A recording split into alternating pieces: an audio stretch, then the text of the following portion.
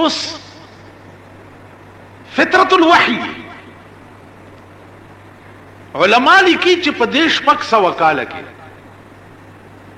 دا زمانہ د چا په منځ کې وه؟ په زور ووایئ. دې شپږ سوه کاله کې چې کوم خلق پیدا شوي او مړه شوي دي نو دوی له خو پیغمبر نه و راغلی که نه. نو چې پیغمبر را نغی هدایت ورته ونه رسېدو او بیا دوی بې هدایت نه مړه شو نو دوی بیا جهنم ته لېږل دا زیاتی نه دی؟ الله به دوی جهنم ته ولې لیږي؟ ځکه چې پیغمبر یې ورته نه دی را لېږلی. پیغمبر راغلی وی او دوی نه وی منلی بیا جهنم ته د دې شپږ سوه کالو خلق تله پکار وو. پیغمبر را نغی نو بیا به دوی جهنم ته ولې الله لیږي؟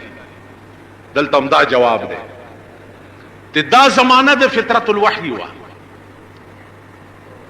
په دغه زمانہ د شپږ سوو کالو کې چې کومو کسانو خالی دومره منلی دي چې د دې کائنات مالک خدای دی او دا کائنات خدای پیدا کړی دی او دوه نه دي یو خدای دی، خو چې دومره په دماغ کې راغلي دي نو د دې شپږ سوو کالو خلق بم جنت ته ځي. نه منځونه کړي او نه حجونه کړي او نه روزې نیولې دي او نه څه کړي دي او نه څه کړي دي نه څه کړي دي، خو چې خالی په عقل سره د کائنات کې سوچ کړي او په سوچ دا معلوم کړي چې دا هیڅ موجود به موجوده نه نو د دې موجوداتو مالکم څوک شتا او دوه ولې نه دي یو ولې دی، ځکه چې دوه وای نو دا کائنات به اوس پورې رنگ وای دا بوران وی، یو بویل باران کوم بل بویل نه کوم، په جګړه بوي کائنات بوران شوی وي. لکه ملکونه چې په یو حال نه پاتې کیږي سره وران شي. یو ملک یو څه وي، لکه یو ځل چین الزام لګول او په هندستان باندې چې تاسو زمونږ ګډي پټي کړي باندې ولا جوړول سره ټسو ماري جوړ مونږ او هندستان سره زمونږ یو اډوکه په منځ کې پاکستان شریف پرېخه ده اډوکه غوخه تقسیم کړی دی اډوکه پرېخه ده چې هغه ته کشمیر وای. ناغه اډوکه تر اوسه پورې لا په دې ملک کې پروت هندستان هم ورته غړمبيږي او مونږ هم ورته غړمبيګو. نو مونږ چې نوې حکومت جوړو نو هغه کې یو وزیر د امور کشمیر وزیر هم پکې جوړ. تاسو خیال راغی یو وزیر پکې د امور کشمیر نو هغه کشمیر اډوکه چې ده الله لازمون خله ترازی او نه دغه خله ترازی. نو داسې ملکونه لکه څنګه چې بچ نه پاتې کیږي داسې که خدایان دوه نو دا کائنات بم کروڑونه او لکونه وربونه کاله وشو تر اوسه بچ نه پاتې قران بوي. او دا الفاظ قران ویلي دي چې لو کان فیهما الہۃ الا الله لفسدتا. اے پیغمبر دې قوم ته وایا که په دې کائنات کې د یو نه سیوا ډېر خدایان وې نو لفسدتا د ازمکه او اسمانونه به دواړه وران شي. نو اوس په عقلم تاسو ګوره چې د دې ملکونو سال دې په خپلو کې سمون مسلمان قوم د خدای نه باغیان یو کسنمی د یری لباس راغستول شوی دی. اخبار کې راشي چې پلانی ځای کې میزایل راو غورځیدو او پلانی ځای کې دا غرا کټ سنوم دی سکټ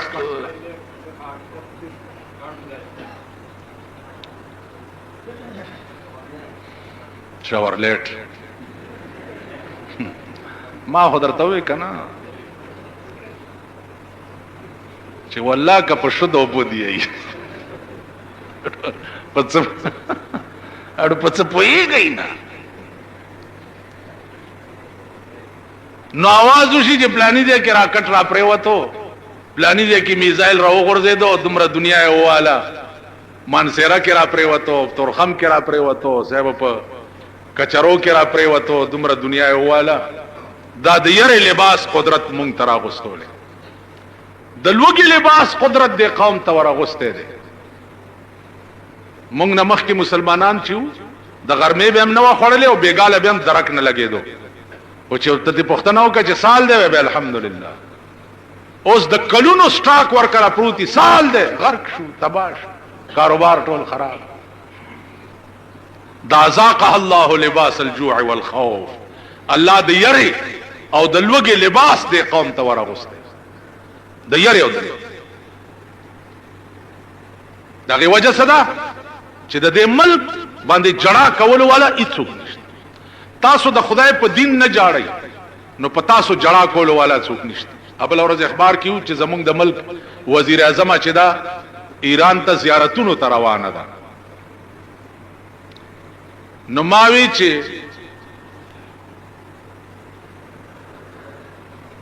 دا دومره اوسګار شو چې اوس په مړو ادیرو باندې ګرځي. دا ژوندۍ زیارتونه د پاکستان ټول تباہ او برباد شو. اوس زیارتونو ته روانه دغه نخري او پیخري دي صاحب زیارت ته روانه ده عمره ته لاړه اله حج ته لاړه. یو نوې انکشاف درته وکم.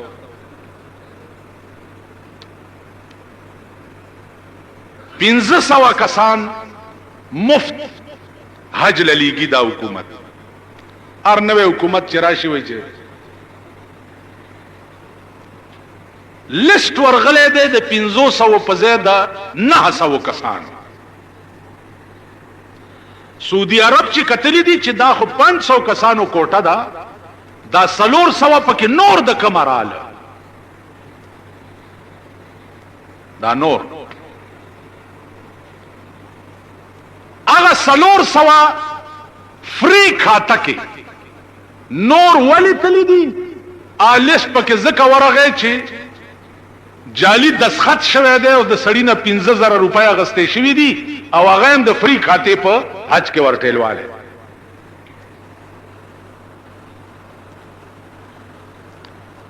دا تحقیق به کوي څوک؟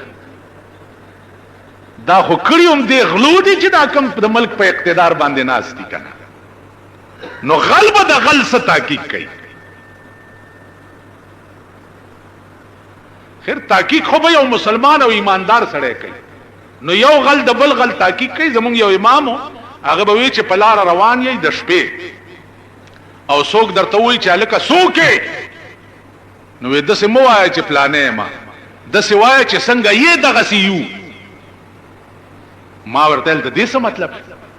وی کا سړی غلی چې پتاي आवाज کړي نو به پوښي چې دام غل دی نو څه بدرته نه وای او کاغه سړی ټیکی او تو ورته وای چې څنګه یې دغه سیو نو به وای چې دام ټیک دی بیا هم درته څه نه وای نو چې څنګه یې دغه سیو غلبه د غل څه تحقیق کوي. د خدای کور ته لګلو کې 15000 روپۍ فی درخواست رشوت غسته شوه ده او بوګس دسخط شوه. ستا په دې ملک دمره بندل د تماچه او د ټوپک لیسن بوګس 1500 روپۍ یو کاپی جوړه شوه. دمره ونیو سړی ونیو شو په ضمانت خلاص. یو لائسنس آل پاکستان کول د ہوم سیکرٹری جعلی دسخط 1500 روپے ورکا ستا لائسن به آل پاکستان شي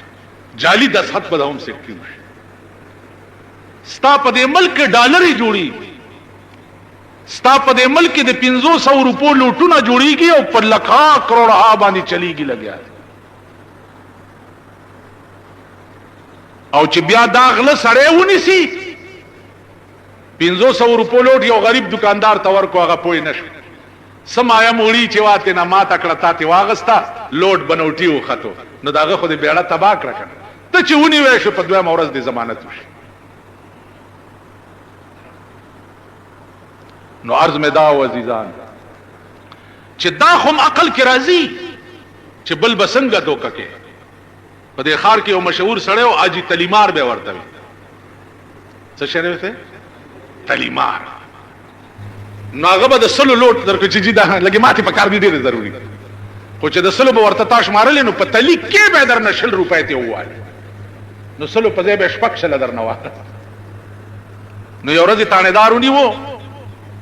منصور خان نامه واغه ونیو نو مال راوستو چې جی دا اجي تلیمار دی لګ نصیحت ورته ما ته وی چې مولانا صاحب زو تلیمار نه زو لاس هنر خرڅو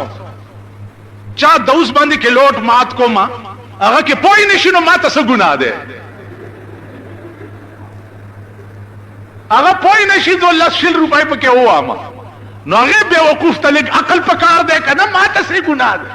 تانیدار ته مل خبره ټیکو کړه نو مونږه اجي تلیمار باندې خو پوي بنوټي لوډ چلولو باندې پوي हाजी جالي دسخط باندې پويګو بنوټي کاپو جوړولو باندې پويګو او چرته چې د عمل د تللو سوال راشي چې زمونږ اعمال به څنګه تلل کیږي نو دا زما عقل کې ناراضي کم شیطان ته ورام توپ دي چې زمونږ عقل کې ناراضي چې وزن د اعمالو په قیامت کې کیږي او هغه بیا زمونږ په عقل کې ناراضي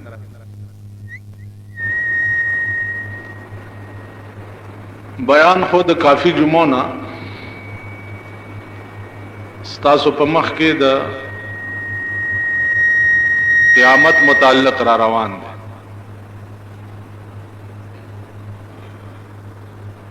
نن جمعه په کې اتفاق نه لوی اختر را روان دي او عام طور باندې مسلمانان قربانای کوي او په شوق کوي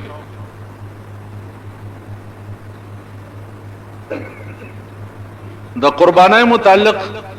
صرف دو خبر استاسو په مخ کې عرض کول دي یو دا چې د قربانای بنیاد څه ده او دویم دا چې د قربانای احکام څه دي عزیزانو بنیاد د قربانای چې ده هغه د حضرت آدم علیه السلام د زمانه نه تر اوسه پورې وقتن فوقتن دار چا په دور کې شوی ده او دا د تاریخ وغیرہ خبره نه ده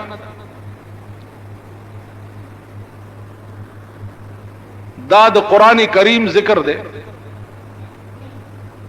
د آدم علیہ السلام د زامنو متعلق چې الله فرمایلی دي اذ قربا قربانا فتقبل من احدهما ولم يتقبل من الاخر د دواړو زامنو په خپلو کې اختلافونو دي ته ویلې شو چې تاسو قرباني وکړئ چې کوم یو په حق ای داغه قرباني به قبول شي او چې کوم په حق نه ای داغه قرباني به رد کړي شي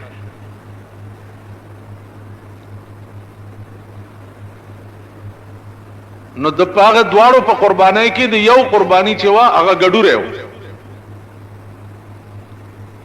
چې څو وخت کې د غره د پاسه کېخ وي نو اسمان نا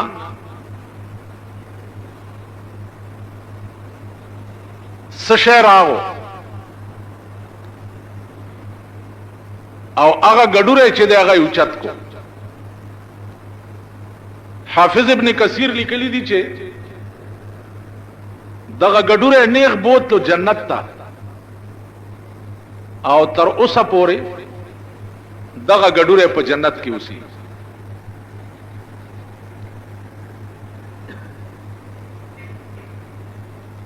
رستو گویا هر پیغمبر د خپل قانون مطابق قربانیان او منځونه او روزه او دا بکول د ابراهیم علیہ السلام دور پر راغی اوس دلته یو خبره په ذهن کې کې دی چې ما خو پروسه کال په وحی باندې ډېر تفصیلی باز تاسو ته کړم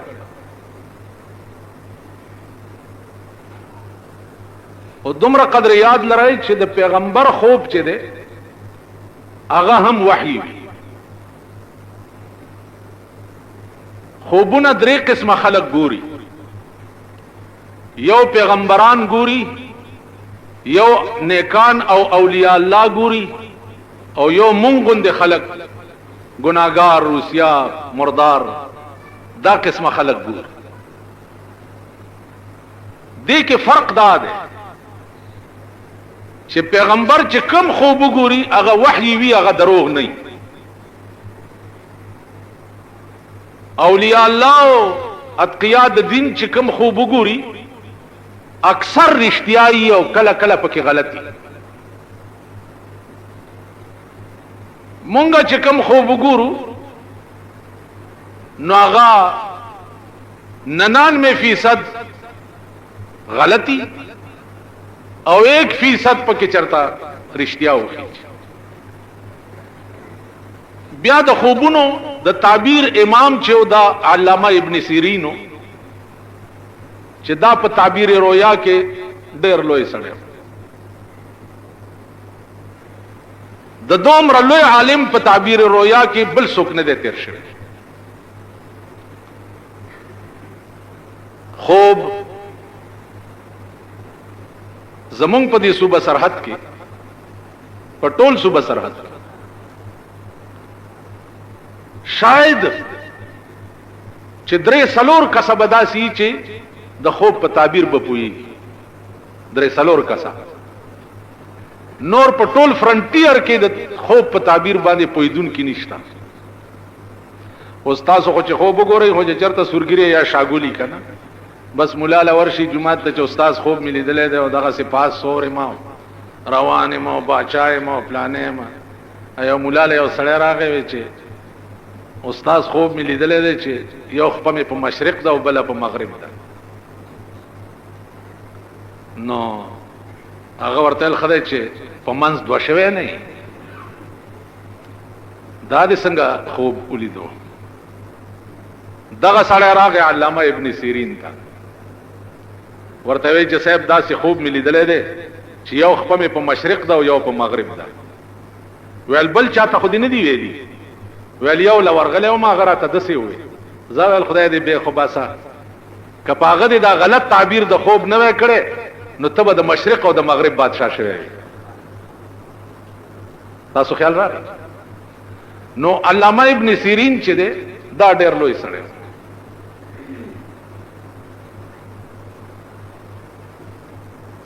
او لوی امام پکې انبیاء علیهم الصلاۃ والسلام کې یوسف علیہ السلام تیر شوی. هغه ذکرم قران کې دی. څنګه د آیات ان الشمس والقمر رأيتهم لي ساجدين سرنوایا اذ قال يوسف لأبيه يا ابتي یوسف علیہ السلام خپل پلار ته وی یا ابتي اني رأيت 11 كوكبا والشمس والقمر رأيتهم لي ساجدين. اے پلارا ما خوب لیدو چې یو لستوري او نور او سپوږمۍ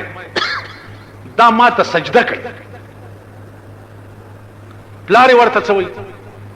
یا بنیا لا تقصص رؤياك على اخوتك فيكيدوا لك كيدا. فهم کو بچیا چې دا خوب رونو ته ونه وي سفریب بدر ته جوړ کی. یوسف علیہ السلام چې دا خوب پلار ته بیانولو رونه پټ ولاړو هغه واوري رونه تو بس تغفار رونه په هر زمانہ کې د خدای قهر. شکر او باسم چې رور می نشته. شکر او باسم چې خور می نشته. خور لا د خدای قهر دی او رور لا د خدای قهر. او بیا د زمون په زمانہ کې خو پناه په خدای رونو خپلو کې صلاح وکړه یو لسواړو چې راشي کنه پلار له خوبونه بیانای په دې چل پلار ته ځان نږدې کوي او مونږ رستو کوي راځي چې چرته ګړنګ ته وګورځو. لوی باس ته قران کې سورۃ یوسف کې چې په فریب بوتلو کوی ته وګورځو. دا خوب بیا رښتیا څنګه شو چې د څو وخت کې د مصر وزیر اعظم شو 40 کاله پس او پلار او مور او دا ټول رونه ځان ته وغوښته مصر ته. نو خدای پاک یوسف علیہ السلام ته وی چې ته په تخت کېنا. نو یو لسرونه او مور او پلار داراله او تعظیمن ټولو سرور تخکته چې سر ښکته کو. نو یوسف علیہ السلام ویلې چې ورونه او پلار او مورا دا زما د هغه خوب تعبیرو چې نن رښتیا شي. یو لستورو نه مراد یو لسرونو او نور اوس پوګمای نه مراد چي ده هغه نه مور او پلار. نو عرض می داو چې ابراهيم عليه السلام خوب ولید او خوب د پیغمبر چي ده هغه وحي. خوب دا ګوري چې ز دا خپل زوی علالوم سار چې را پاسې د نو زوی راو وختو او زوی عمر ده دغه وخت کې 12-13 سال اسماعیل علیہ السلام. اگر چې په ذبیح کې اختلاف ته لګ چې اسماعیل ذبیح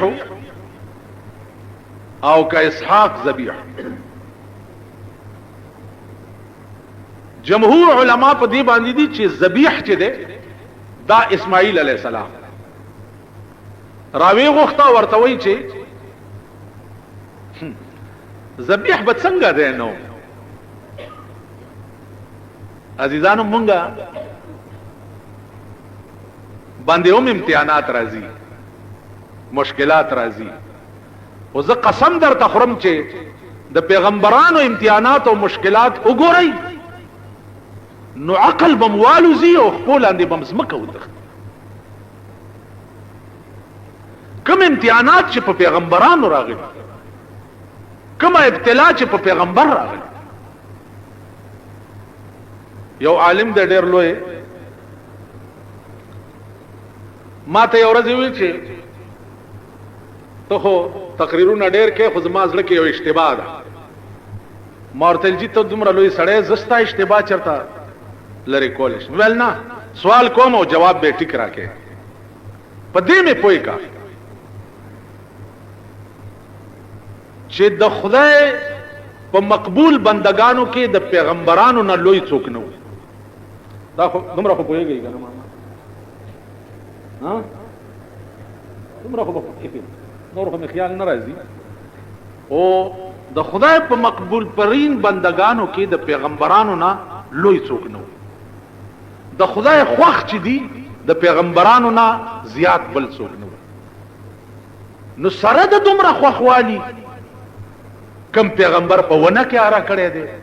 په کم پیغمبر باندې قوم راوچت کړی څخه لري پی ورغورځولي دي کم پیغمبر بنی اسرائیل حلال کړی دی کم په څه کړی دي. ابراهیم علیه السلام ته وی زوی دی حلال کا. نو دا دومره خوښي چې دا دومره تکلیفونه څوک چې چا خوښي هغه له تکلیف راسي. په دې سوال پوه شئ څوک چې د چا خوښي هغه د تکلیف نه بچ کوي هغه له خو تکلیف نه راسي. نو دا پیغمبران د خدای څنګه خوښو چې په مصیبتونو او په امتحانونو کې مبتلا کړي. کولای شي د دې جواب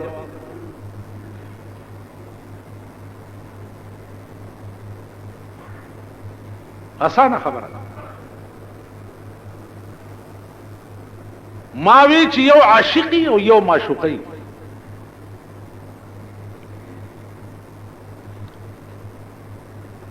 الله معشوق او محبوب دی او پیغمبران ټول عاشقان.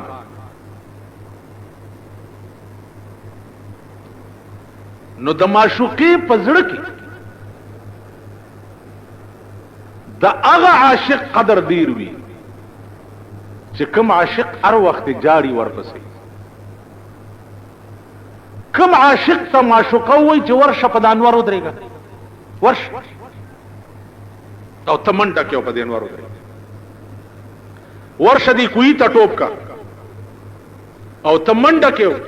بے خطر کود پڑا آتش نمرود میں عشق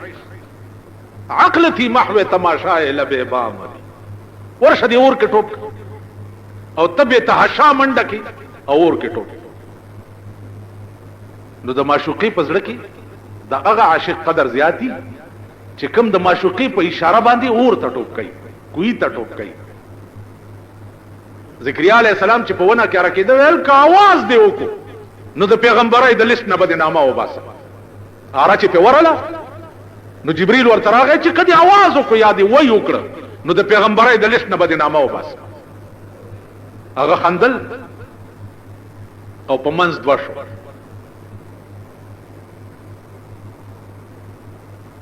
نو ما وی چې نو ما ته وی چې خدای ته خو پته وا په دې سوالو جواب خو پوښی کړه خدای ته خو پته وا چې زما د عاشق چې دی په دې امتحان کې کامیابیږي نو بیا دې ولې امتحان کولو خدای ته پته وا چې ابراهيم عليه السلام بزوی حلال کی ما ده پاره نو بیا دې ولې امتحان کولو نو ما ورته چې مولانا صاحب خپنه شي د امتحانات د پیغمبرانو چې دا تاو ما ده پاره تاو ما ده پاره سبقو چې تاسو وګورئ ما په خپل خدای کې پیغمبران په دومره لوی لوی امتحانونو کې اچولي او د الله د خدای نه شکایت نه وکړي نو که پتا مې امتحان راوستو چې شور نه کې اوس مونږ څنګه یو چې د یو وخت د ځان د پاسه کوک شي نو ځان هغه ساعت له خدای مرور کې یو وخت تبا دیونی سي وای خدایا زه دې لیدلې ما زوی دې مړ شي وای خدایا زما زوی دې لیدلې نو استاد وینو د بل چا مړ کړي وي دا استاد ژوندې کړی بیا د دې زمانه زامندار امیان په دې زمانہ کې غزامنو ته ګوره د مولا زامنو ته ګوره د خدای قهر د پیر صاحب زامنو ته ګوره د خدای قهر د میاں صاحب زامنو ته ګوره د خدای قهر او د معتبر زامنو خو خدای چې بربند په سرک منډي نه وي خزو ته ګوره جنکو ته ګوره یو حال جوړ اوس خو خزي نور په نالت اوس خو که خزي تکړت کوي وي زمونږ بچی ده په پاکستان کې لویه ترقی چې وشوه ما په 40 کاله پاکستان کې اس ترقی نه دلیدلې اس کسو کوئی چې پاکستان ترقی کړي دا پشکرو غل خوري د غلو ډکه لارې بخوري کدا وای چې پاکستان ترقی کړي جاستان دې جوړ کړي بم تان دې جوړ کړي لارې تان دې جوړ کړي موټر تان دې جوړ کړي اټم بم تان دې جوړ کړي اټم بم لاره الته دغه سره بیا معاهده وکړه چې امریکای صدر بوش برش په ومګېدو وعده ور سره وکړه چې زه اټم بم نه جوړم ځکه چې زمونږ بوت کده خو امریکا ده کنه هر یو چې راشي لاړ شي هغه ته زه چې وړو کې ومنو په دې جوګنشاه کې د سیکانو ګوردواره وه ګوردواره وه نو دا سیکڼۍ به را روانې وې سهار وختي ګوردوارې ته نو زه اوس ولاړ یم نو یو سیکڼۍ بلې ته وایي چې کتې چلیے هغه وایي چې ګوردوارې متھا ټیکن چلیے متھا ټیکن نو ای بلاړو ګوردواره کې اگرن ته سجده ولګوله بیا به تتله دا د هغې عبادت و نو زمون ګوردواره چې دا امریکا دا خو چې څوک مشر شي متا ټیکن تال تلار شي او ورته وایي چې ستا په رحم و کرم به چلیږم چې څه د دې ځای هدایات وي هغې باندې به چلیږم خو ما ته د کرم په نظر وګوره بوټو صاحب چا پانسي کړی خو امریکې کړی دی تقریر دلته په اسمبلی کې د امریکې خلاف وکړو ملکم پی واړولو پانسیم نو زمونږه متھا ټیکن ګوردواره چې دا هغه امریکا ده نو پاکستان څه ترقی کړی ده ترقی خو ورشه د نورو ملکونو وګوره د نورو ملکونو یو میخ به پکې د بل ملکونو ګور دا ملک دی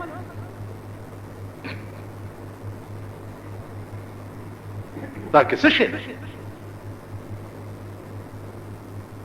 ایئر کنډیشنې دي د روس هغه 15000 ته ورسېد فریجونه دي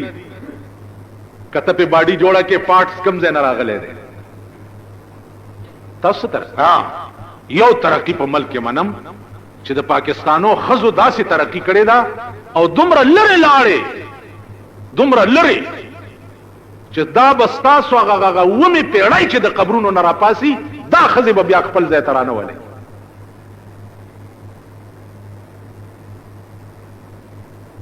تاسو خو پرې دا کنه سحر میں یو مولا لیدو خزه په ډګډګي ځان پسې سوره کړي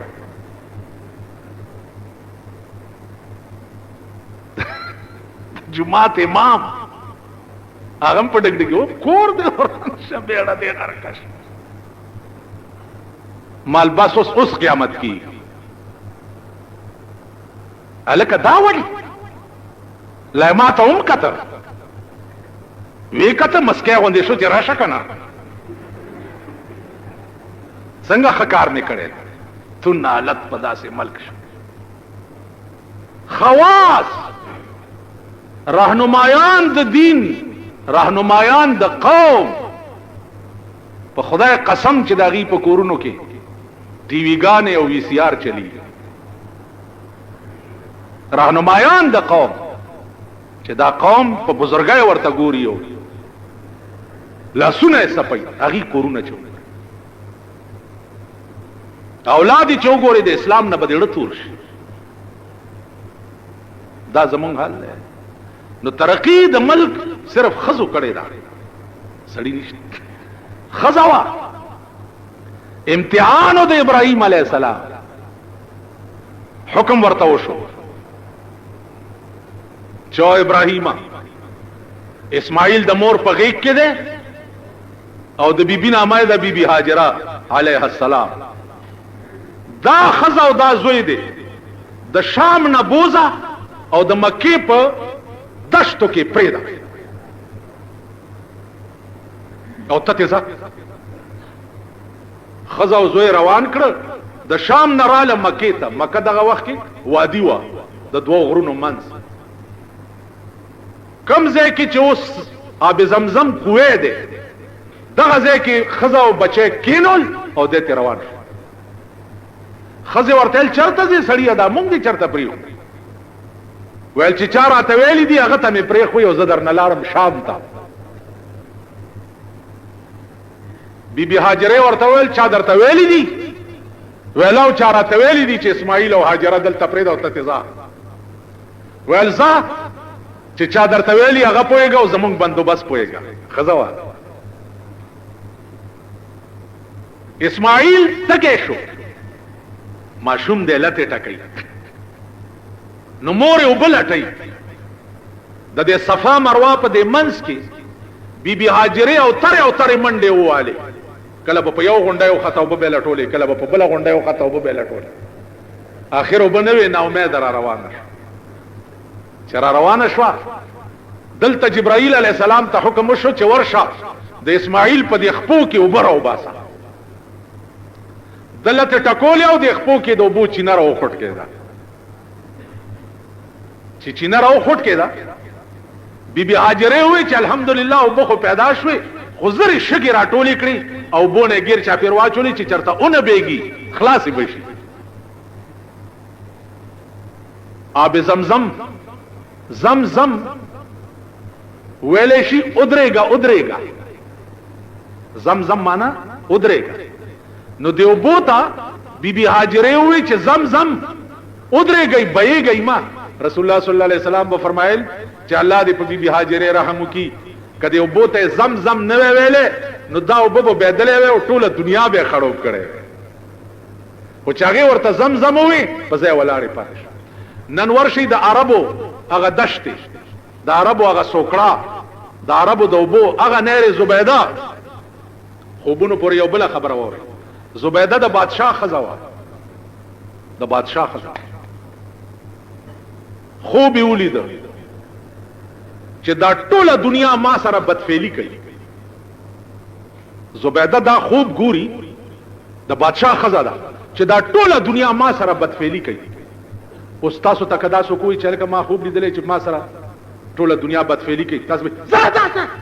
وای دا خو ډیر پلیت ته خراب خوب لیدلې دا څه وای کنه تاسو دا شیخان میخان علامه تعالی زبیده